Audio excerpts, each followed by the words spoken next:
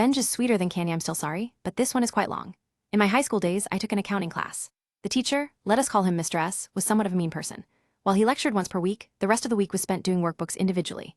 His rule was that everyone had a hand in their work once the first person had submitted theirs, since it involved basic additions and subtractions. Generally finished within 45 minutes and then hung out with my friend at the back of the class. He was also quick, until someone else turned in their paper. Mr. S disliked the fact that I completed my work quickly and was chatting with my friend, so he moved my seat right next to his desk. At that point, instead of talking, I'd take a nap while waiting for others to submit their assignments. One day, Mr. S was lecturing, and at my half-asleep stage, I saw the electrical cord of an overhead projector. Yes, I am old-fashioned, moving toward me. Didn't think about it until approximately 10 seconds later when it was wrapped around my throat. It was tight enough that I couldn't breathe. Initially, I attempted to elbow him, but the chair back obstructed my movement. Then I tried to pull the overhead projector off his desk so that I could swing it at him, although it probably wouldn't have swung. I was panicking. When the projector was about to fall over, he stopped and yelled, "Whoa, whoa, what are you doing?" I turned around and screamed, "I couldn't breathe, meanie."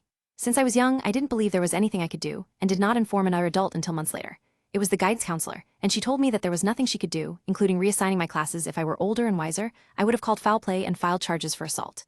Now, let's move on to the spicy time of revenge. For extra credit, Mr. S had students sell boxes of sweet treats for $5. I think it was for charity, but I have no real idea. I was running in the class, so I usually ignored it.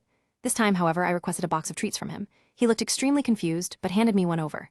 Instead of selling it for $5, I sold it to my friend for $2. The next day, at the beginning of class, he asked everyone individually, except for me, if they had the money. Then he asked if anyone else had money for him. I raised my hand and said me. Although my desk was right beside his, I stood up and walked around my desk to get to his so that I was behind him.